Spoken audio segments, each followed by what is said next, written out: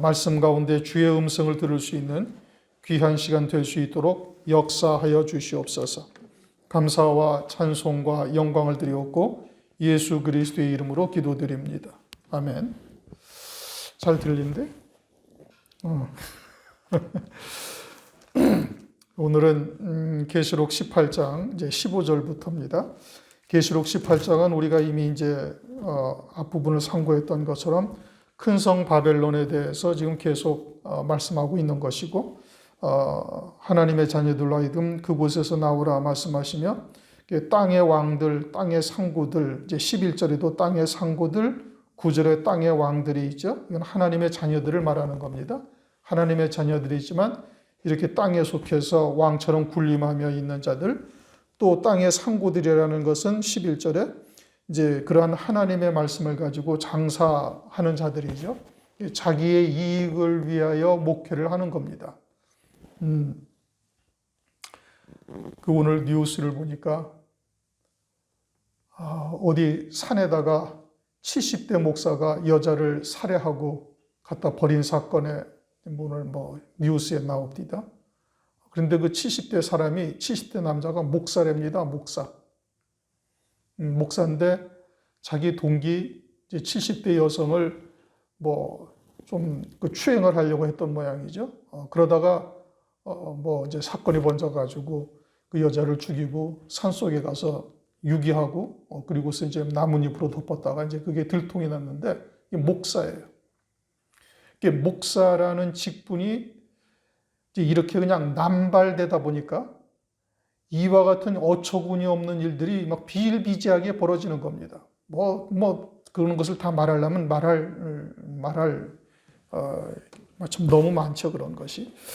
우리가 참 이게 심각하게 봐야 되는 겁니다. 그냥 너도 나도 가서 몇 달 하고 목사 안수 받고, 그냥 아무나 가서 1, 2년 하고 목사 안수 받고, 별의별 일들이 다 있죠.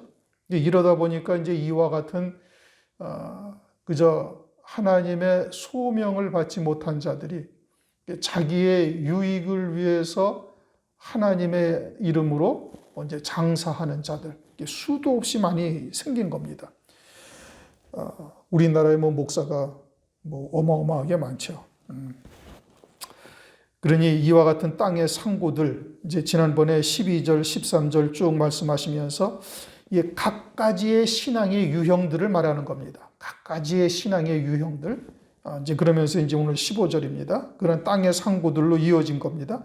바벨론을 인하여 치부한 이 상품의 상고들.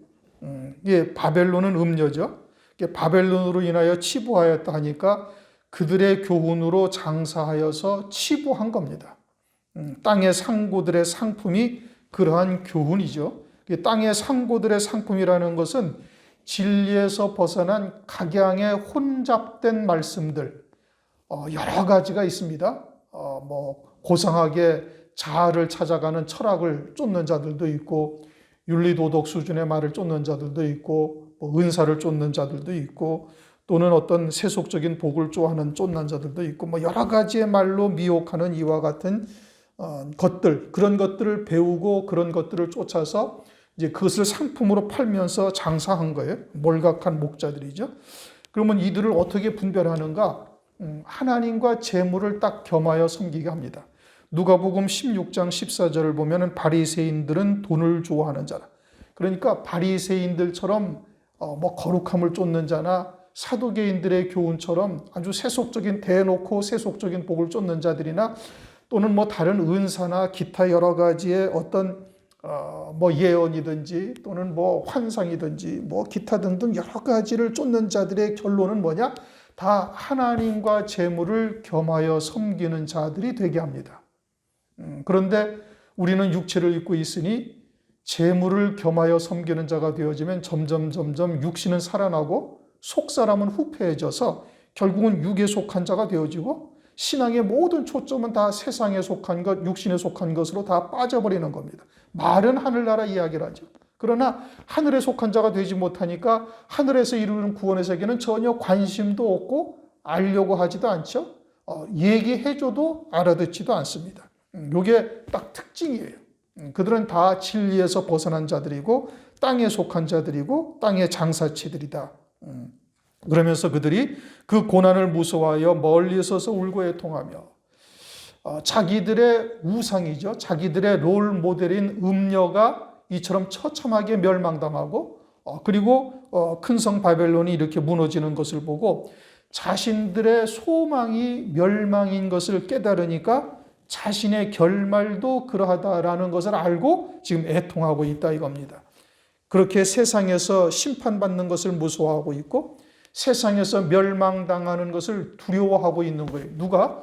요 땅의 장사들, 땅의 임금들, 뒤에 나가면 이제 배를 타고 다니는 선장과 선객들도 역시 마찬가지로 음녀의 멸망을 보고 이제 통탄하고 있는 겁니다. 그러니까 이들은 말은 하늘나라를 이야기를 했지만 사실은 하늘나라에 대해서는 전혀 소망을 두질 않은 거예요. 만약에 하나님의 나라가 참된 소망이요 정말 신실한 하나님의 백성으로서 살아가고 있다면 세상에서의 고난이 다가온다 할지라도 그것은 오히려 하늘에 속한 영광을 더하게 하시는 역사라는 것을 안다 이겁니다. 반면에 금초대 교회는 어떠하죠? 금초대 교회는 오히려 환난이 소망이 되고 환난 가운데 받게 되어지는 핍박 또는 죽임당하는 역사라 할지라도 기꺼이 감당하는 거예요. 더 좋은 부활을 위하여 악형을 받되 구차히 면하지 아니한 히브리서 11장 35절에 말씀한 그러한 믿음의 선진들이 참된 신앙의 본을 보인 것을 알고 그들의 길을 묵묵히 따라가죠. 그러니까 땅에서 받는 고난이나 연단도 이기는 자가 되어지고 장차 환난 날에 하늘을 소망을 둔 자들은 그러한 핍박 죽이는 역사가 첫째 부활의 영광에 이르는 것이라는 것을 깨닫고 믿고 있으니까 도리어 그와 같은 환난을 당할 때 감사하는 자가 되고 죽임당하는 자리에서 이제 그 신앙의 선자들은 히브리서 11장 35절 말씀처럼 악형을 받되 구차히 면하지 아니한다 이겁니다. 아주 감사하며 나가는 거예요. 그런데 이들은 지금 어떻게? 땅에 있는 것들이 무너지니까 막 이것 때문에 울고 애통해하며 그것으로 아주 좌절 절망한다 이겁니다. 그러니까 하나님과 재물을 겸하여 섬겼다 하는 이들의 모든 소망이 하나님의 나라가 아니라 세상이고 이들이 바라는 천국은 다시 말하면 세상이 천국이었던 거예요. 세상에서 부귀영화 누리고 세상에서 존귀영화, 무병장수 이것이 곧 천국이라고 생각을 했던 것이다 이겁니다. 근데 그것이 무너지니까 이렇게 좌절하고 절망하고 울고 애통하는 거예요. 참으로 하늘의 소망을 가진 자라면 세상에 없이 없어진다 할지라도 물론 고통스럽죠. 잠시 낙심할 수도 있죠. 그러나 하늘의 소망을 가진 자라면 반드시 다시 일어나고 오히려 그것을 통해서 신앙의 큰 성장을 이루는 계기가 되기도 하는 겁니다. 그러니까 하늘에 속한 자냐 땅에 속한 자냐 이것이 이와 같이 어마어마한 차이가 나타나게 되는 거예요. 그러면서 16절 가로되 화이또다 화이또다. 물론 이 화이또다는 이제 2절에 무너졌도다 두 번 말하는 것과 똑같은 거예요. 그것은 땅에서도 무너지고 하늘에서도 무너진 거예요. 그런데 이들은 하늘이 우리가 생각하는 그 하늘이 아니라 이 세상이 하늘이었던 거예요.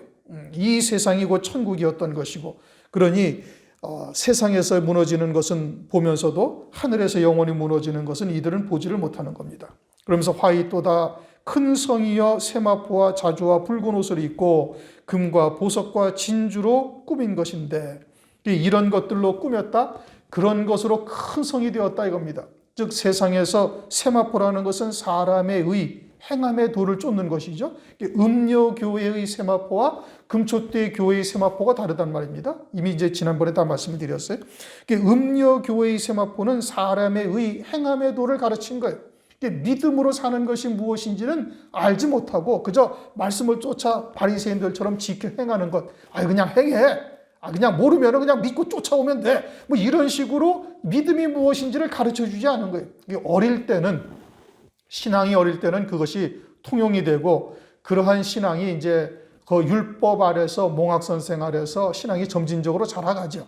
그러나 참된 진리가 무엇인지는 반드시 깨우쳐져서 하나님의 의로 산다는 것이 무엇인지를 알게 해야 되는 건데 근데 그냥 사람의 의로 살다 보니까 행함의 도를 쫓죠. 육체만 살아나고 육으로 사는 신앙이 되는 거예요. 그러니 자주와 붉은 옷이라는 것은 학벌, 학위, 세상의 지식 이런 것으로 치장하는 거죠. 또 금과 보석과 진주는 세상의 부귀영화인 겁니다. 그것이 하나님의 응답이다. 하나님이 함께 하시는 표가 이와 같이 하나님께서 큰 교회 많은 축복으로 복을 주신 것이 아니면 무엇이냐. 이렇게 하나님께 이렇게 이야기를 하고 주장한다 이겁니다. 그런 것으로 꾸민 성이다. 음녀 바벨성이 그러하다는 것이죠. 17절 그러한 부가 일시간에 망하였도다. 설마 하였는데 아주 졸지에 망한 겁니다. 세상에서는 그들이 영원할 것처럼 보이죠. 적그리스도의 권세와 야합하고 그리고 함께 누리고 있으니까 그렇게 생각하고 있어요. 그러나 모든 주권은 누구에게 있습니까? 하나님께 있는 거예요. 그리고 하나님의 뜻이 이루어지는 거예요. 17장 17절 다시 한번 읽어보십시다. 계시록 17장 17절 하나님이 자기 뜻대로 할 마음을 저희에게 주사 누구에게? 마귀입니다. 그리고 적그리스도 거짓 선지자에게 주사 한 뜻을 이루게 하시고 무슨 뜻을? 하나님 아버지의 뜻을 이루게 하시는 거예요. 그리고 저희 나라를 그 짐승에게 주게 하시되 그렇게 하나님의 거룩한 성도들을 거짓 선지자와 적그리스도에게 붙이고 큰 성 바벨론에 붙여가지고 하나님의 말씀이 응하기까지 하심이라. 그럼 모든 주권은 누구에게 있다는 것이죠? 아버지께 있다는 거예요. 비록 적그리스도가 최고의 권세를 가지고 영원히 망하지 아니할 것처럼 막 세상을 마치 에덴 동산과 같은 곳으로 만들 것처럼 보이고 그러한 것이 실제로 나타나기도 하지만 그러나 그 주권은 누구에게 있어요? 하나님께 있어요. 그래서 음녀 바벨성도 역시 마찬가지로 그 주권은 하나님께 있는 거예요. 그러니까 이와 같이 하나님의 뜻이 이루어진다면은 하나님의 뜻을 쫓아 신실한 성도들을 대적하고 그들을 죽이는 자리에 내줬던 자들에게는 하나님께서 이와 같은 보응을 하시는 겁니다. 그러니까 영원한 생명으로 우리가 믿음으로 산다라면은 이러한 하나님의 심판, 하나님의 공의가 우리에게 보여야 되는 거예요. 그것도 아주 확실하게 보여야 돼요. 믿음으로 산다는 것이 그거죠. 하늘의 영원한 소망을 우리가 믿음으로 사는 것이고 하나님의 공의의 심판이 반드시 있음을 우리가 믿음으로 사는 거예요. 그 믿음으로 사는 새 피조물이 되어지면은 그러면 하늘의 소망 가운데 세상에서 때로는 고난, 어떤 역경 이런 것이 있다 할지라도 그 믿음으로 이겨나가는 자가 되는 겁니다. 그런데 그것이 없으니까 또 교회에서 늘 들어도 그것에 대한 확고한 신앙을 가지지 못하니까 그냥 긴가민가 하는 거예요. 교회에서 늘 들으니까 들을 때는 그런가 보다 생각을 하지만 손에 만져지고 눈에 보이는 것이 더 확실하기 때문에 육으로 살고 있으니 그런 것에 더 치우쳐 산다 이겁니다. 그러니까 신앙의 결단을 하지 못하는 거예요. 그렇게 되어지면은 또 시험에 들다가 그런 것이 반복되어지면 실족하게 되어지는 겁니다. 우리가 무엇이 참이다, 진리다라는 것을 우리가 깨달았다. 그런다면은 우리가 신앙의 결단을 분명하게 해야 되는 거예요. 그냥 머뭇 그냥 중간에서 외줄타기 하듯이 그러다가는 결국은 실족하는 자가 되죠.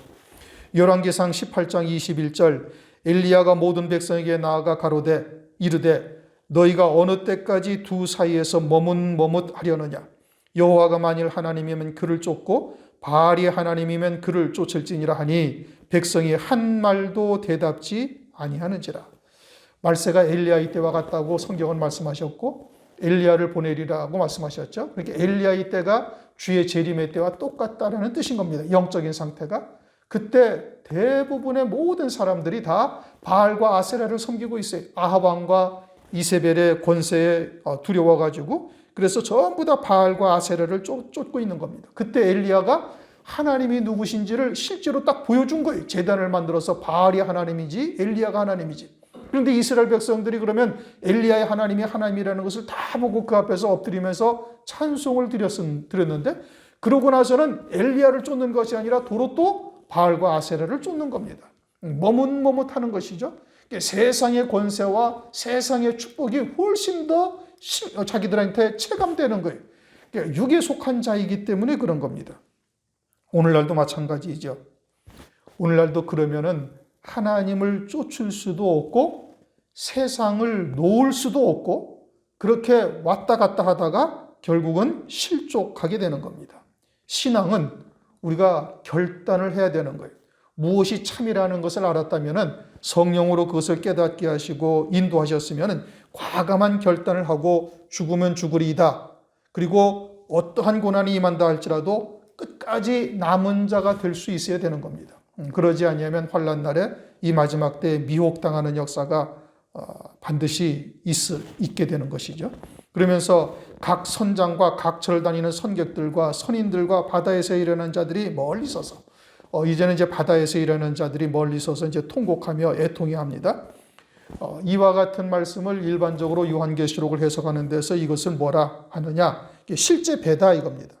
말세에는 바다에서 무역이 왕성하게 되어지고 그것으로 치부하고 그것으로 번성을 하게 되어지는데 그러한 도성이 큰 성 바벨론이다.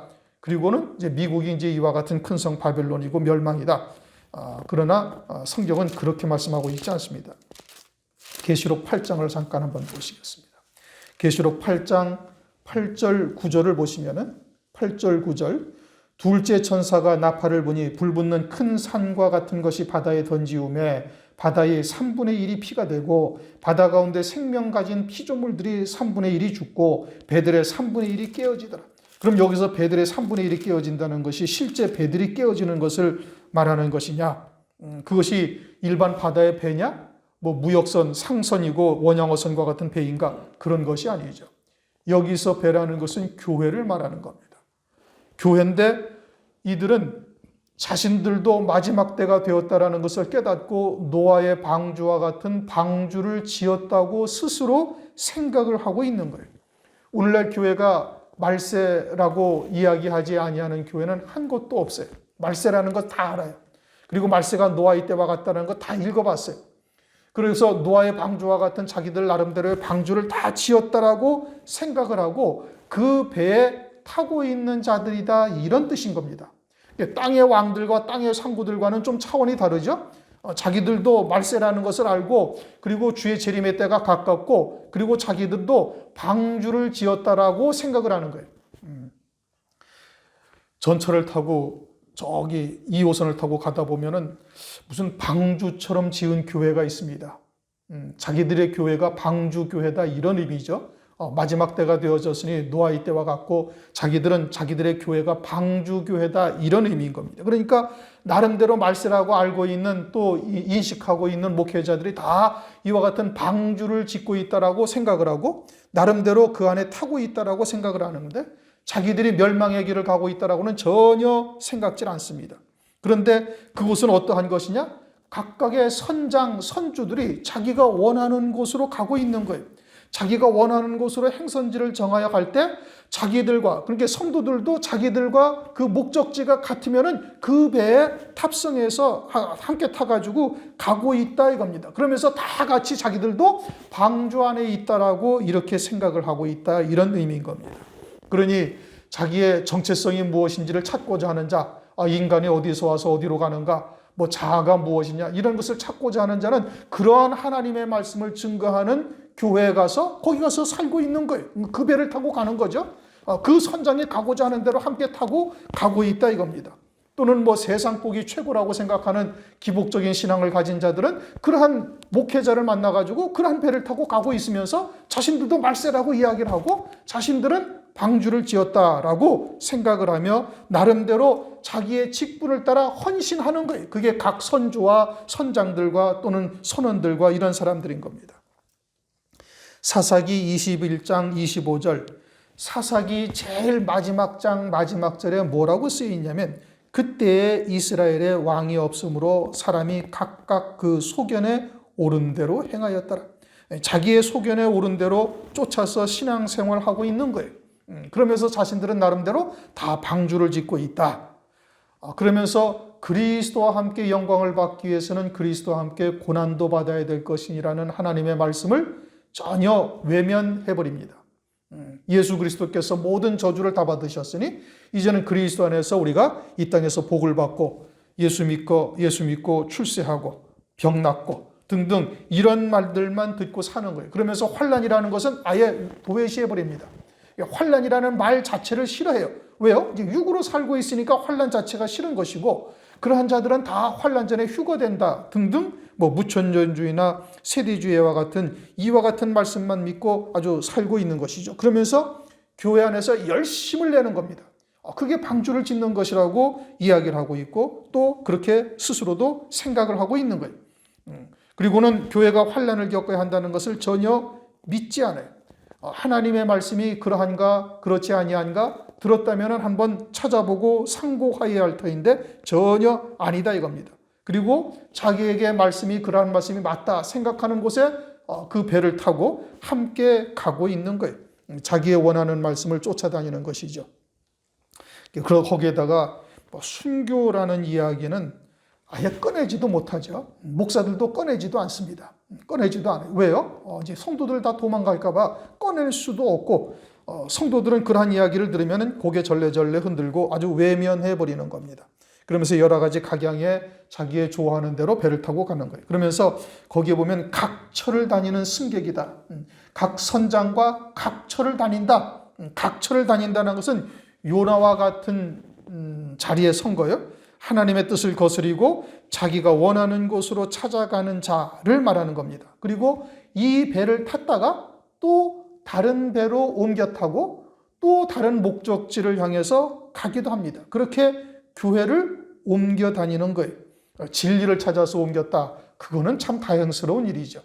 그런데 그저 자기의 취향에 맞고 자기의 환경에 따라서 자기에게 합당하다 생각하는 곳, 그저 각자의 소견에 오른 대로 그 배를 옮겨 타고 다닌다 이겁니다. 그래서 각처를 다니는 선객과 선인들이라는 것은 그 교회의 직분자들, 장로, 권사, 집사 등등 그들이 선인들이죠. 그렇게 각자가 자기 입맛에 맞는 선장을 찾아서 배를 타고 같은 목적지로 향해 나가다가 또 다른 배로 갈아타기도 하는 이와 같은 자들을 말씀하고 있는 거예요.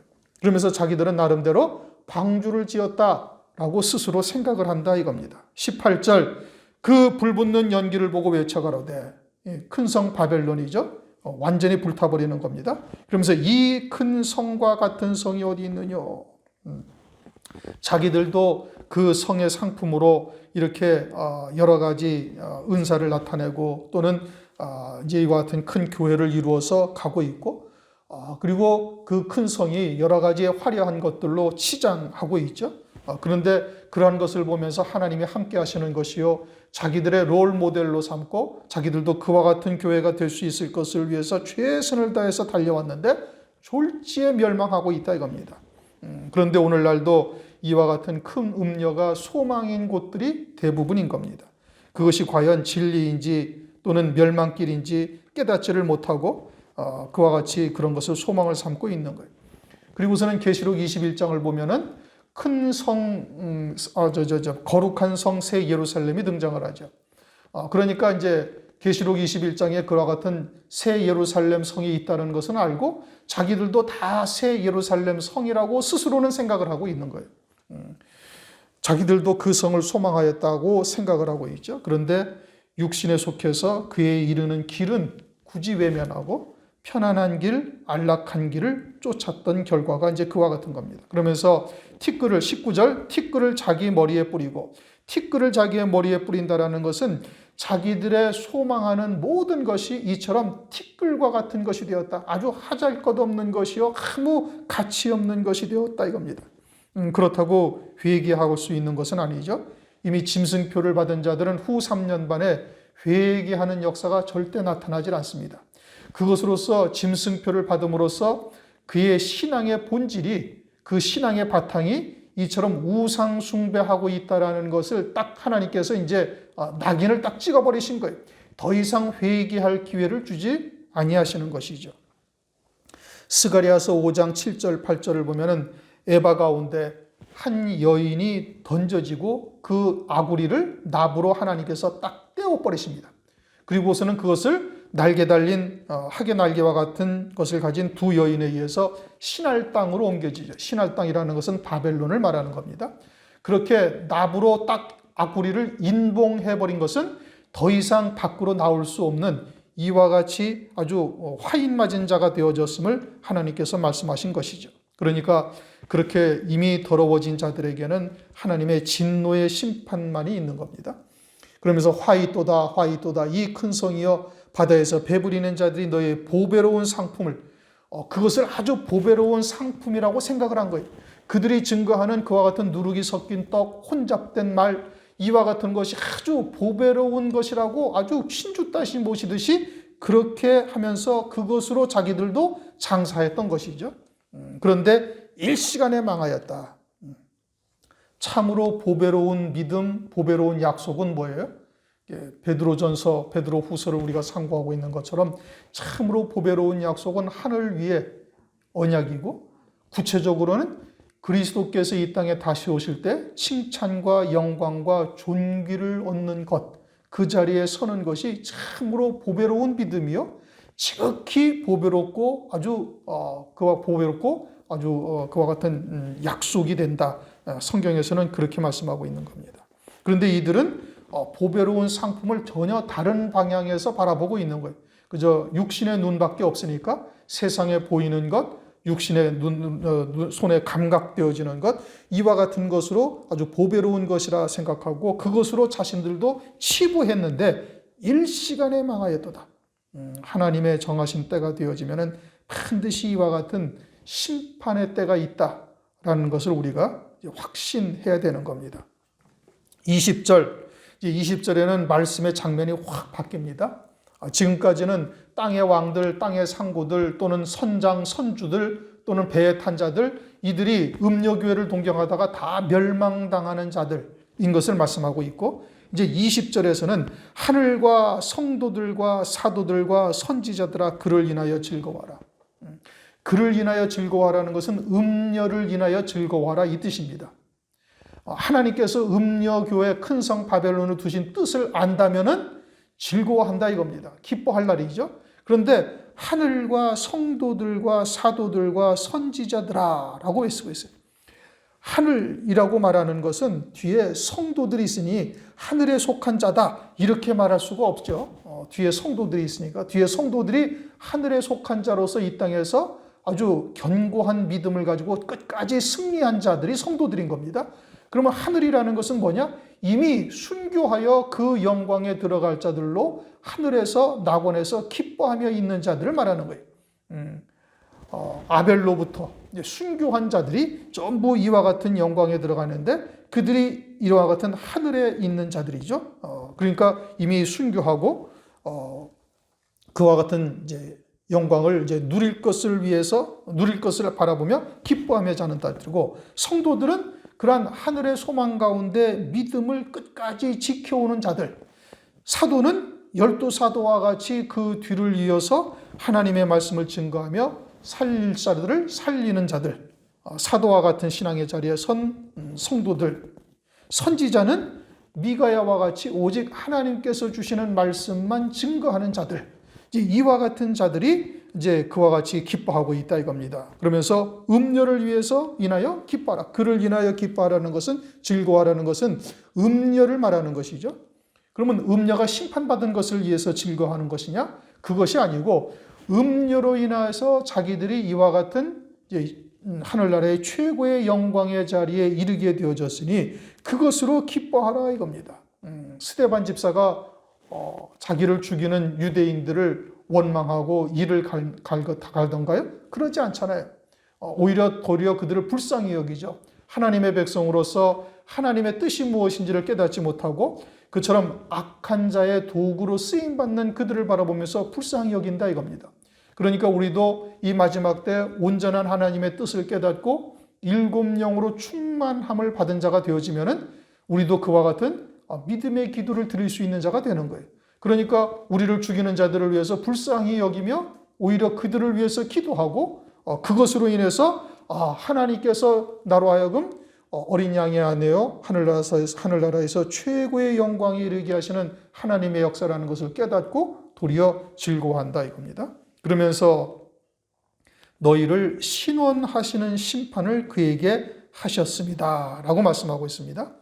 너희를 신원한다라는 것은 하나님께서 원수를 갚으셨다 이런 뜻이 아니에요.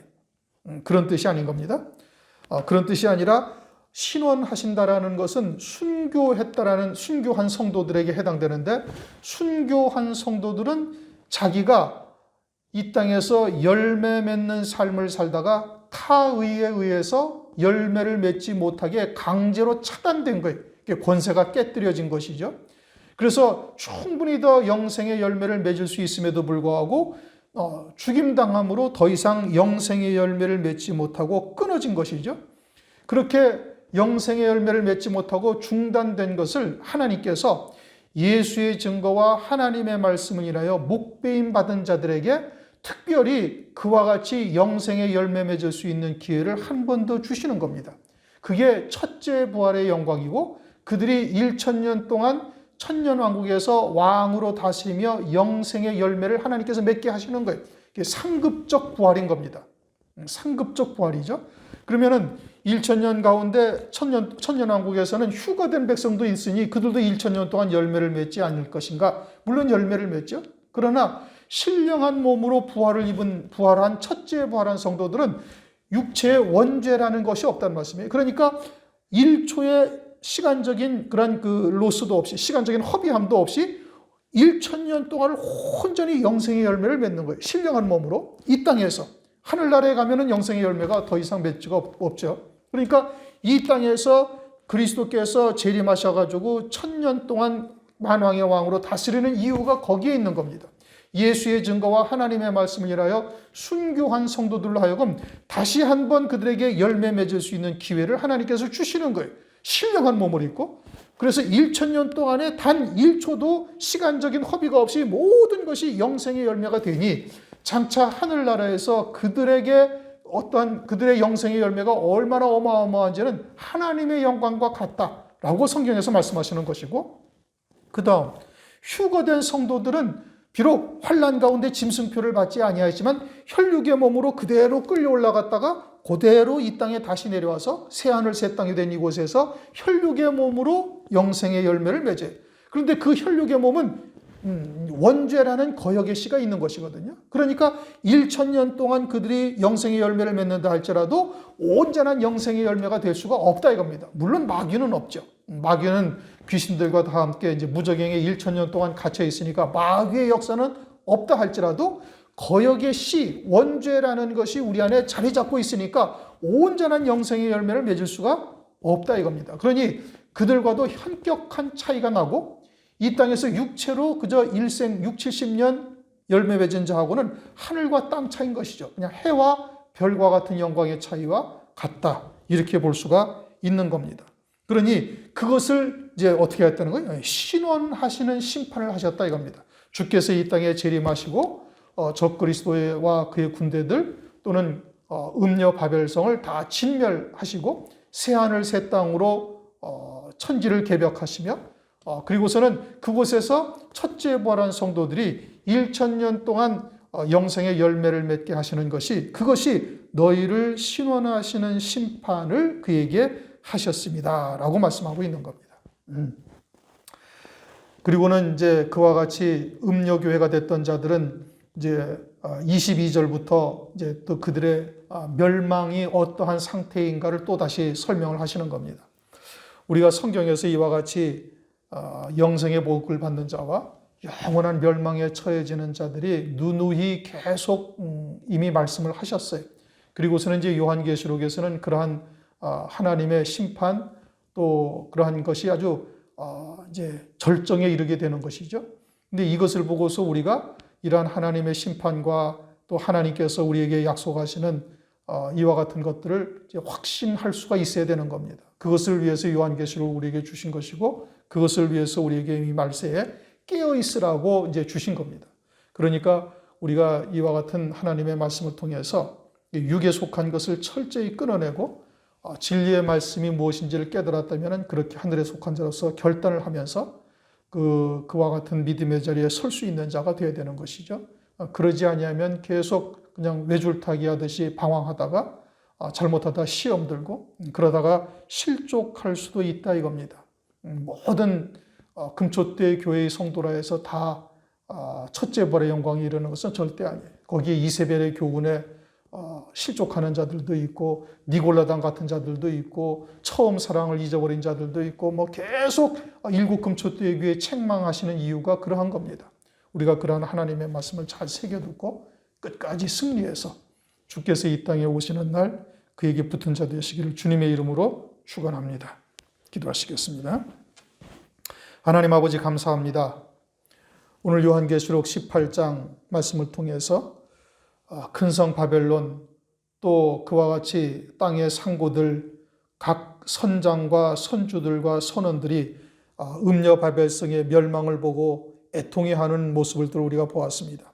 그리고 또한 하늘과 성도들과 또 사도와 선지자들이 스들에게 하나님께서 이처럼 신원하시는 심판을 하시는 것을 우리가 깨달았은즉 우리가 더욱 온전한 믿음에 새 피조물로서의 온전한 믿음에 이를 수 있도록 도와주시고 에스더처럼 죽으면 죽으리다 결단할 수 있는 자 되게 하시옵소서. 참으로 주의 재림이 심히 임박한 이때에 우리가 마치 엘리야 때의 이스라엘 백성들처럼 머뭇하면서 결국은 육으로 속한 자로 떨어지지 아니하도록 저희들에게 은혜를 더하여 주시옵소서.